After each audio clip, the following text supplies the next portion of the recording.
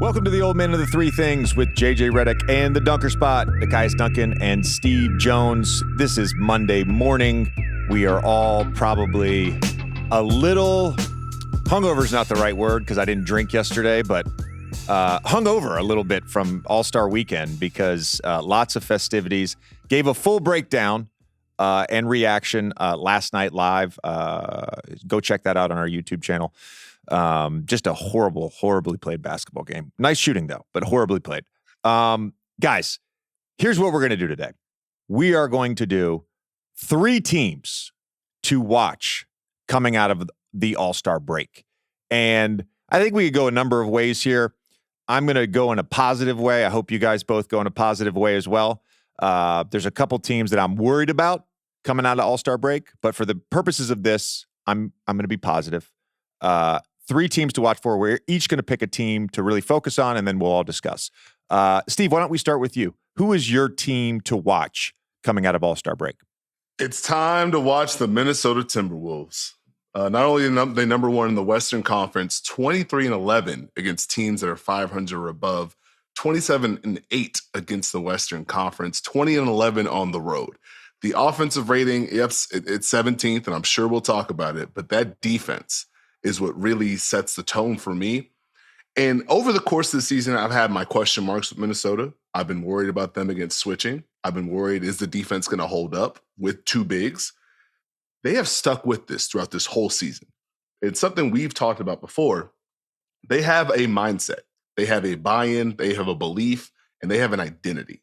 And now we're starting to see the proof of concept. I think there's just real value for a team to find that and tune it up as the season goes in. We look at this team, even if they go 9 deep, everyone slots in, everyone does their job, everyone plays their role.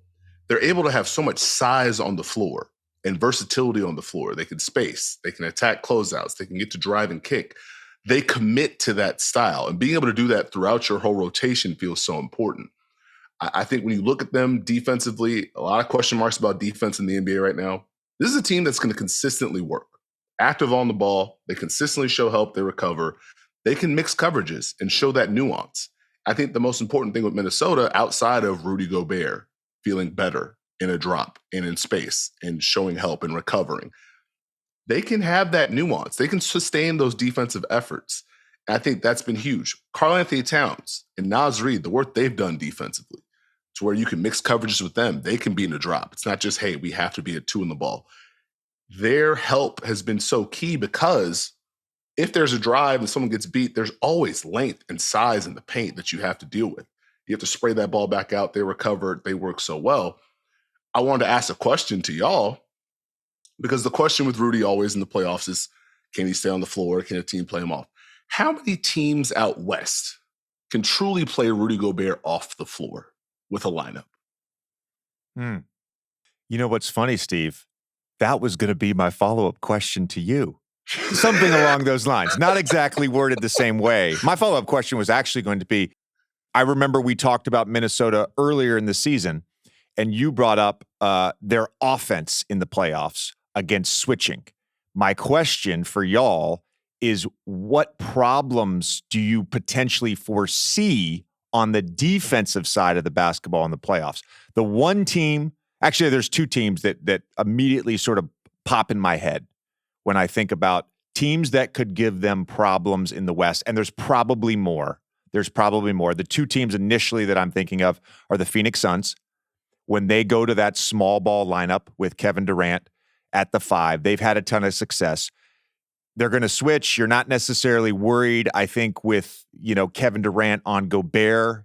And then if he's switching, you go down the list. It's Devin Booker, Bradley Beal, Eric Gordon, Grayson Allen.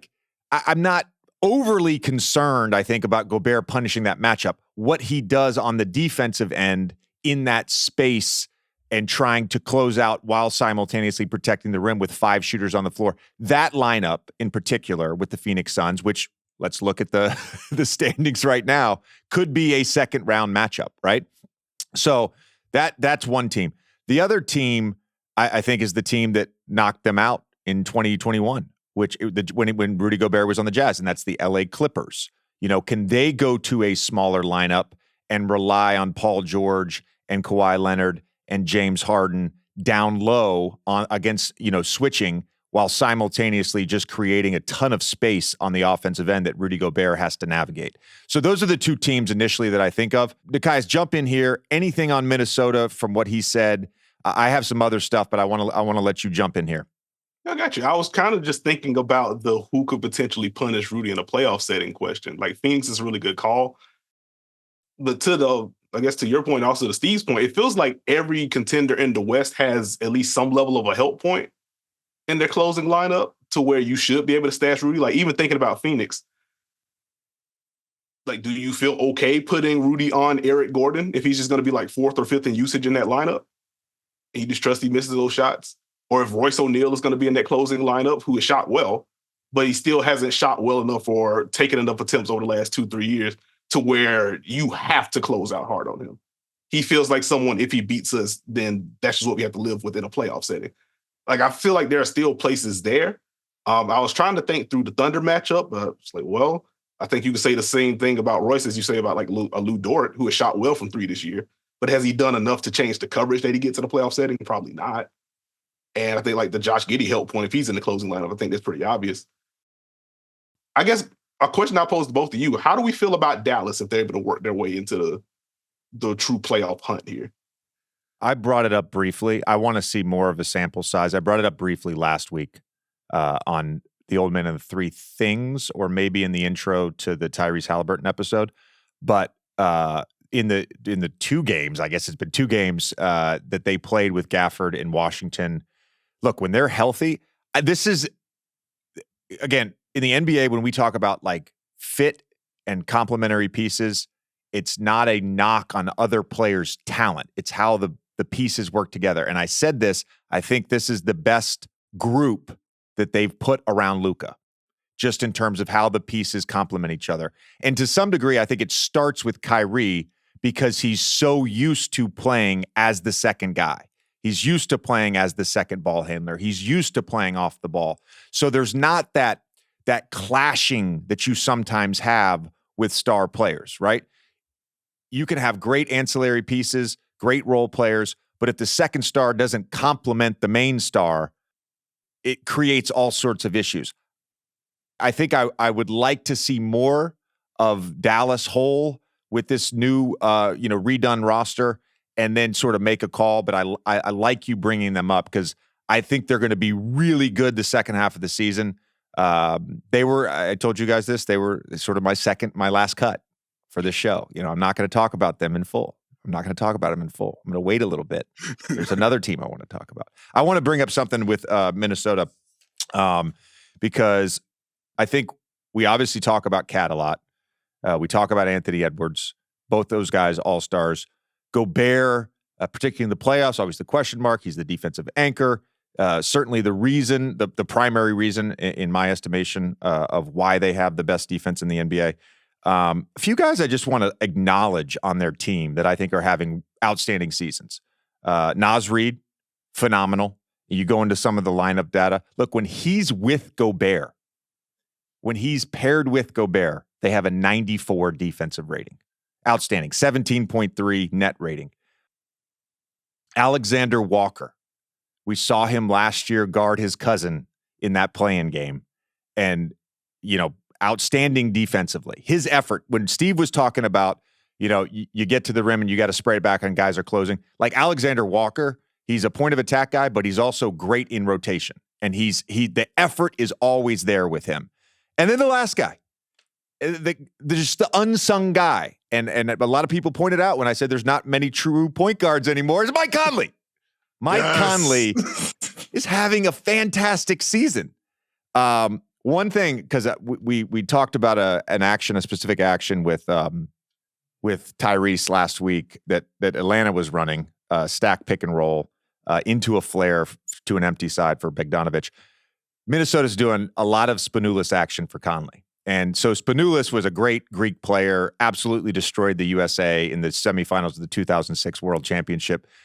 Played it briefly in the NBA. There's a famous story of him talking with Jeff Van Gundy about his playing time when he was with the Houston Rockets and him saying something like, he's like, in Greece, I'm Michael Jordan. And then they're like, well, yeah, but in the USA, Tracy McGrady is Michael Jordan. You're not. You know what I mean? So, and by the way, this dude he's a stud. He's a baller, right? But Spanulis action is essentially when the point guard initiates the offense. I call it belly. This is how I call it belly because Northwestern, Chris Collins runs this for their point guard, and I run it for my kids, but I call it belly. So point guard initiates the action. He cuts through basically underneath the basket, and he gets a down screen and comes back up through the nail, through the belly of the defense, gets a dribble handoff from Gobert, Conley and Gobert, and then they get into that downhill action. Gobert catches a lob, whatever. They're running a continuation of that I love, where Gobert will fake the dribble handoff to Conley and then go into an empty side dribble handoff, and a lot of times that's with Anthony Edwards. So now you've got all that movement from the weak side, the three guys on the weak side, they're all kind of navigating that. So much confusion created for the low man in that Edwards-Gobert dribble handoff to an empty side, Gobert getting behind the defense for lobs. But again, Conley just navigating this stage of his career and having such an impact on both sides of the ball. Think about last year when they got him is really when it was like, oh, this is now a really functional basketball team. And that's not a knock on D'Angelo Russell. It's just been a perfect fit at this stage of his career for Mike Conley. I'd agree 100%. I think what Mike brings to the table is huge. I think just all the off-ball stuff, even when they fake a flex and now Mike comes off a pin down, they're shooting on him off a pick and roll. That kind of stuff is so important for a Minnesota team where it can be an adventure. But when that ball is moving, it gets really fun. The usage of not just Mike, but their bigs. Like everyone wants to point to Kyle Anderson as the shooting percentage. But when you can run delay action through Kyle Anderson for a dribble handoff for Naz Reid or Karl-Anthony Towns, that defense is flipped. That defense is reversed. And so I think just having that amount of guys who can just start plays, end plays, is where it gets really fun. I point to do y'all feel better about them against switching or no? Like right now? Right now. I do feel better about them against switching. Have you guys looked at the numbers with them in the half court versus switching on their points per possession? Have you looked at the numbers? I have not. That's why I'm asking. Okay. Nekias is going to look it up right now. Look at that. Yeah, we had a conversation early in the year about the Wolves, and I've been proposing the stat that you and JJ that they were 30th at last time we checked. Steve and I talked about them not too long ago. They had moved up to I think 22nd. Okay, we're trending in the right direction. They're trending up, so it's very much. I feel better about it. The question isn't completely solved for me yet, but as I buffer, I will look that up for both of y'all really quick. Well, I was going to mention because I think one of the things that Cat has done a better job of against these switches, where he catches the ball has been so important, as opposed to let me catch at the top of the key, let me just try and ram right through you, turbo button, let me get a catch closer to the elbow, let me get a jab in there, let me drive, hit you first, and then get a finish. And I think that's really key because my concern with Minnesota earlier was, okay, well, if I'm just going to switch everything. Now I take Rudy's pick and roll out of the action. I'm going to take Cat and force him to have the ball and trust my wing to defend him. And now with Anthony Edwards, we can go 2 on the ball or make him make plays and drop. Anthony Edwards improving as a playmaker. If you've watched some of the skip passes he's been able to make this year, that's not something that he consistently nailed before. So hopefully that gave you enough time, Nekias, to tell me the number that I didn't know. Indeed, roughly 0.97 points per possession against switches for Minnesota. They're up to 18th now. Oh, we're moving in the right direction. They're getting on up there. The point about Cat, I think this is just a general point I want to make, that within a playoff series, if you know a team, not necessarily their base defense, but at some point within a game, they're going to go to a switching lineup and they're going to just switch across the board, right? I think within a playoff series, when you have time to prepare for that, there's a lot of creative things you can do. And it's not just like, hey, we're going to go screen, right? When we hear the Wired stuff, it's really interesting when I'm calling a game and you hear a coach talk about, okay, they're switching this pick and roll. How do we counter that? And they'll bring up the screening angle. They'll bring up the location of the screen. You see it all the time where a guy runs into a screen and he stops. So it's not a ghost screen where he's slipping out to the wing, right? He'll stop. And as the ball handler comes off, he'll just give a gentle nudge to the switching defender and get behind. And so I'm thinking about Cat as this 7-footer in that situation, catching the ball essentially in a short roll with Gobert in the dunker spot and spacing around. Not a bad option offensively in the half court. I don't hate that versus switching. And of course, you have a guy in Anthony Edwards who can break down a defense late in the clock against the switching. So I'm glad the numbers support my personal opinion. I thought Steve's breakdown about Cat catching the ball was great. Let's get to our second team, Nekias. I know you're so excited. You're so excited to talk about this team. Who is your team to watch coming out of the All-Star break? A team that we just do not give enough attention to, with all due respect to the Minnesota Timberwolves.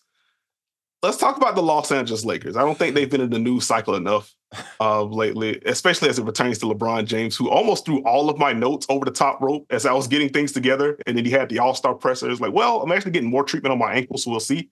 So very obvious caveat, LeBron needs to be healthy for the stretch run for the Lakers to be able to capitalize on things. But it's funny to kind of transition from Minnesota and the fun things they're doing offensively and some of the stuff they have to solve. And then I just watched this Lakers team who, heading into the All-Star break, they're finally hitting threes, which is pretty cool, like as a whole, which obviously helps. But even like concept-wise, it is a whole lot of 5 out. We are just going to pound you into submission. We're going to drive. We're going to post up. I had to look it up as I was going through some of their offensive possessions. Like, they feel like they're going empty side pick and roll a lot. Sure enough, top 5 in frequency since the beginning of February. No team in the NBA has been more efficient on empty side or empty corner pick and rolls than the Los Angeles Lakers. And it makes sense. They're using just about everyone as a screener. Like Rui Hachimura entering the starting lineup, he's knocked down shots, over 40% of his threes. But the way that he's used as a screener, the way LeBron James is used as a screener, Austin Reeves will screen for LeBron. They have chemistry. They've been able to build off of that from last year. They go empty against you. You switch, it flows right into a post-up.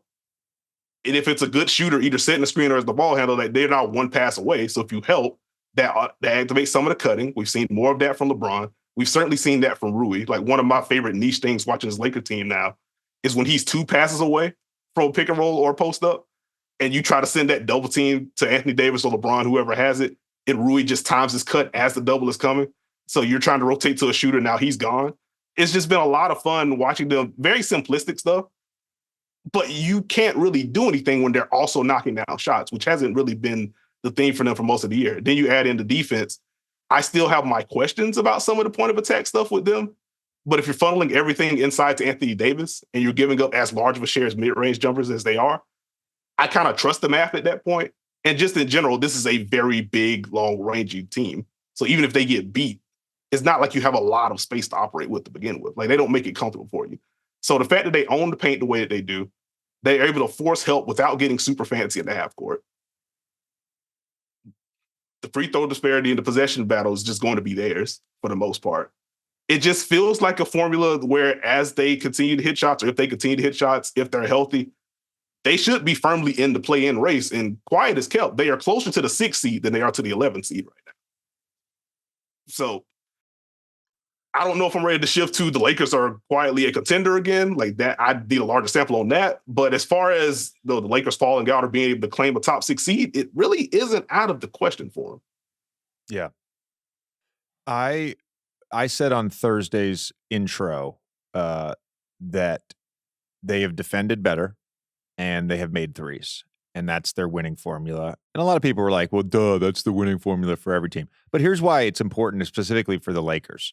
Because we saw with essentially this same group, right? This core group, post-trade deadline, and there's a lot of noise with some stats in March and April. I get that in the regular season, particularly last year when it seemed like everybody just kind of rested everybody. But they went 16-4. They had the second best defense.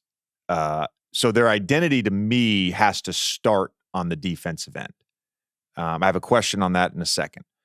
So for them to be a contender, as you say, they've got to be an elite defense. It starts there.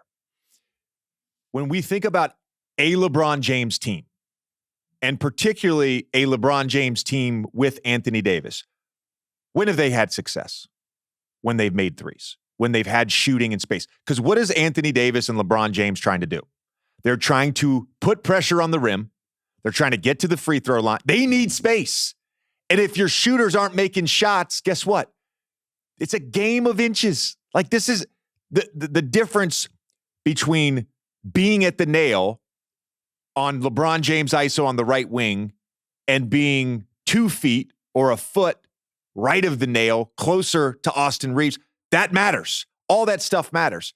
And when Austin Reeves, he's shooting 47.6% in this little stretch of 7 games. The shooting numbers, by the way, for this team, they've won 6 of 7. LeBron at 37.5%. Russell's at 42. Reeves is at 47.6. Hachimura's at 43. Taurean Prince is at 45.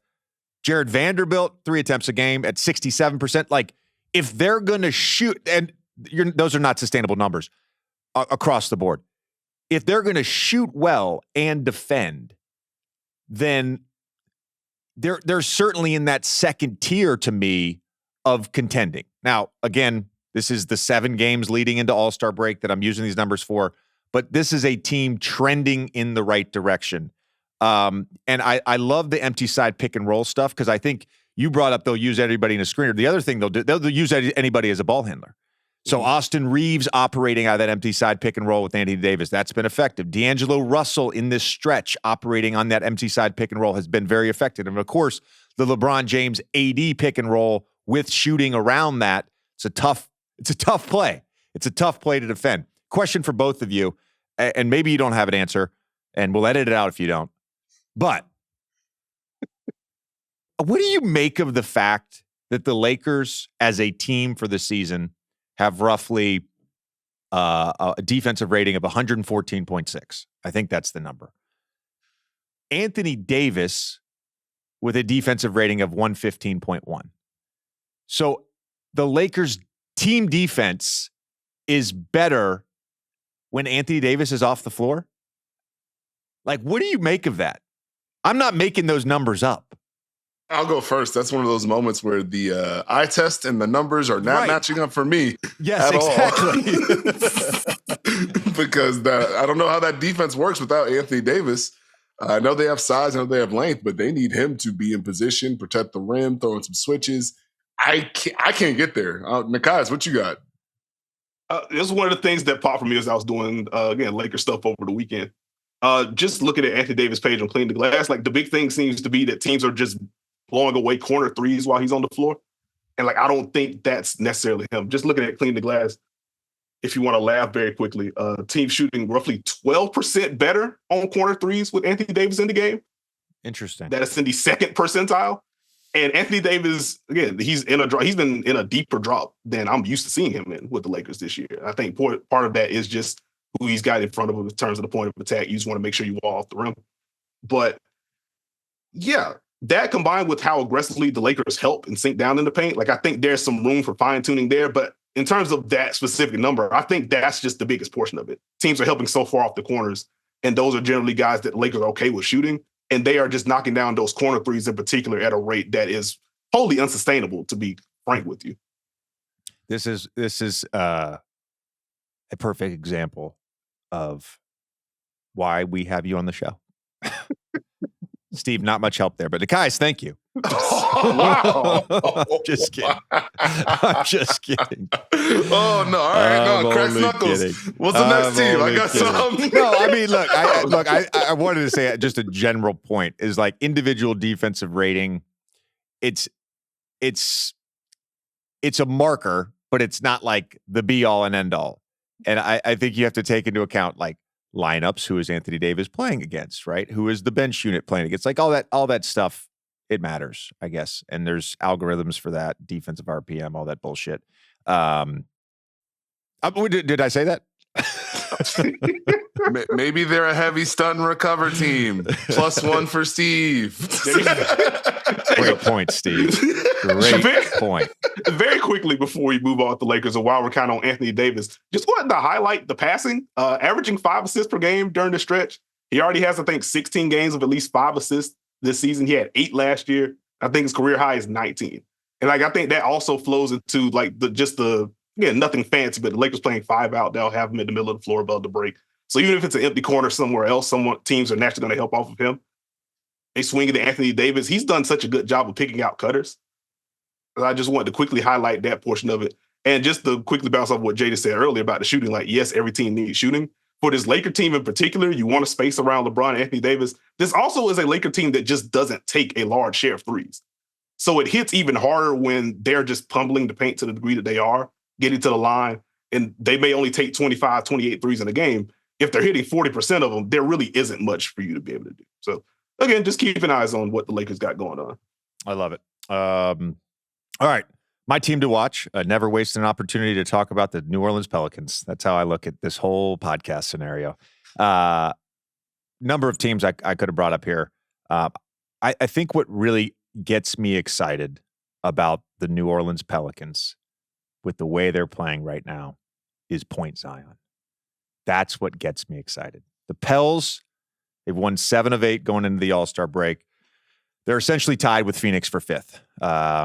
Same record as Phoenix. They're right there in the mix. Point Zion. So over the last 9 games, and Zion has played in 7 of those, over the last 9 games, when Zion brings the ball up the floor, the Pelicans are averaging 1.44 points per possession. That's pretty good. I think back to my last year in the NBA when we had Stan Van Gundy. And about a month into the season, we just realized, hey, our best offense is for Zion to bring the ball up and either a big to screen for him or me to screen for him. You use a shooter as a screener for him. You use a big. So they're doing a bunch of things. And the one point I want to make before I get into what they're doing with Zion at the point is I want to bring up the spacing, because I think the spacing with Zion when he's in the corner or when Zion's in the dunker spot is very different, because let's just be honest, Zion's not a very active off-ball player, right? That's just not, he thrives with the ball in his hands when he can attack. He's not a high-energy off-ball guy. So when he's off the ball in those positions, you've essentially got a defender in the restricted area. So it kind of fucks with their spacing. And I'm going to get into how that is different when Zion is up top. But here's some of the things that they're doing. First of all, in transition, every time he gets a defensive rebound, he's breaking it out and he's attacking. When I watch all the clips over the last 9 games of him getting a defensive rebound and pushing the basketball, first of all, the way he's moving, this is like the Zion we all envisioned. There is a burst, there is a pop to the way he's pushing the basketball. There's an energy to it, right? It reminds me of Giannis. It reminds me of LeBron. It reminds me of Ben Simmons in Philadelphia. Like, it is a weapon, and he has completely weaponized his athleticism and skill set in transition when he gets a defensive rebound. Of course, he's putting pressure on the rim and scoring at the rim. Sometimes, too, when he gets these defensive rebounds, he'll have a guard, having to pick him up because he gets the ball and he's pushing so hard that there's mismatches. He'll spray it out to their shooters in transition. The other thing they're doing in the half court is they're running a lot of empty side pick and roll on the right side. And it's primarily with Valanciunas. And what's really interesting about this action as it relates to Zion specifically, and it reminds me a little bit of Ben Simmons because he used to do this too. You bring the ball up and you go to that empty side pick and roll. What is Zion's defender doing? He's not pressuring him at the 3-point line. He's essentially hanging back, and he's at like 12 to 15 feet. So when Valanciunas sets that screen, it is so low. Whether they switch or don't switch, he's got one dribble, and he's in the paint. Now, unlike Ben, who I think is better playing off of 1 foot, right? Ben is a 1-foot jumper, 1-foot finisher. Zion, off of 2 feet, can just get in the paint, create contact, and elevate right over. And we've seen that time and time again. So that's a great action. The other thing they'll do is he'll just bring it down the right side and he'll post. And with the way the Pelicans have constructed this roster, they can go to these basically shooting lineups. And you've got CJ McCollum as the next guy. You've got Trey Murphy as the next guy. And he'll spray it out. 3-pointer. All right? They'll also run some high pick and rolls. They run it with some bigs. I've seen a few actions with Larry Nance. But what I love, and I brought it up earlier, is the go screen with the shooter. So they've run it with Najee Marshall. Zion turns the corner, gets a dunk. They'll run it with Trey Murphy. He'll slip out of there. Trey Murphy will get a 3. And the last point, which is why I think it's so important, it goes back to the spacing point. Zion will bring the ball up in the half court. They'll run an Iverson cut, just a little over-the-top screen for BI to catch at the elbow. And a lot of times they get into that pick and roll, low pick and roll at the elbow with Valanciunas. What the defense does then, if they're going to help off of Zion, he's essentially got a stampede. So if you help off of him in that position, he's got a stampede from the slot and can attack the rim. Again, I hate bringing up the Ben Simmons things. I played with Ben for 2 years.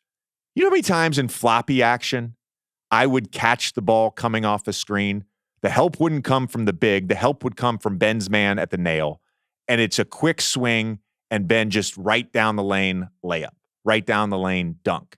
So the point about Zion and where he's at on the floor when he doesn't have the ball, their offense, to me, functions better overall with him as the primary ball handler. It just does. Pulled it up as you were talking. 1.3 points per possession on any Zion pick and roll since the beginning of February, which would also appear to be a very good number. But like you mentioned, the goal screens with the wings, like I love they're setting some of these flat. And when they mix in some off-ball action there, you can't load up the way you want to. And Zion, whether he's at the peak of his form or working his way towards that, he's always been very good at navigating tight quarters and at least getting shots up at the rim. So the fact that they are also mixing in, okay, how about you lift right here? Or you cut through while we're trying to get to this. It just makes it so much harder to build that wall to even stop Zion and try to force him into some of those offensive fouls. He's having a lot of fun getting downhill. They are 9-1 when Zion, Brandon Ingram, and CJ McCollum all have 5+ assists. Oh, I love that. I love that. Steve fighting back. Do you think, guys, that there has been, I feel like the hierarchy, and I've touched on this a couple times, but I feel like the hierarchy at times with them has been a little clunky about who's going to be the high usage guy, who's going to be the primary playmaker, who's going to have the ball in his hands more. Zion kind of touched on this earlier in the season where he said, look, they're asking me to play a little bit differently. I'm trying to fit in. Like, how many times do you talk about a max player? And he's like, yeah, I'm trying to fit in. So it hasn't been like the smoothest thing with those 3 guys, but I feel like in this stretch, it's like clear, right? And I think by having Zion at times as the primary handler, well, it takes some of that burden off of CJ. Brandon then can just be half court set. We're gonna run a play for you, and his ability to score and also read defenses and make plays with the shooting around them.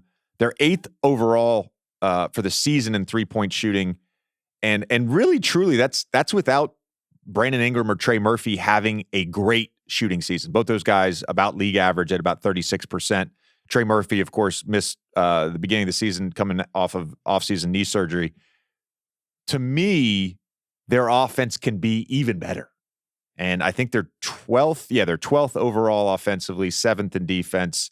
Dyson Daniels will be out a while. But this team, again, when whole, is very intriguing when we talk about the playoffs because of their ability to run different lineups, switching lineups, drop lineups, shooting lineups, big lineups, mash lineups is what I call them. But I just, there's something there with this team. And the thing that gets me excited again is this point Zion. Just to the hierarchy point, I think you only feel that in the clutch, at least for me. I think the flow is there, the base they've tried to work through offensively to where we can play with tempo. Everyone get a dribble handoff. We can play through JV, get to the second side.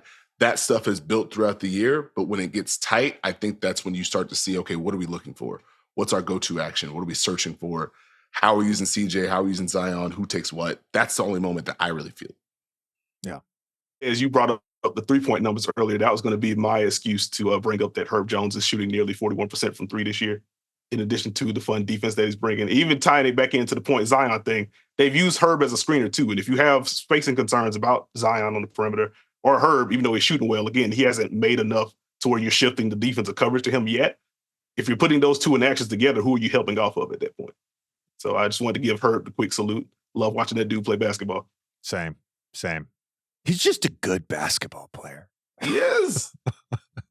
All right, guys. Always fun. Again, by the time next Monday rolls around, we may be changing our tune on all these teams. We'll see. That's the NBA. 3 teams to watch coming out of break. The Timberwolves, the Lakers, and the Pelicans. Yes, we are haters of the Eastern Conference. All right. Appreciate you guys. And we'll see you soon.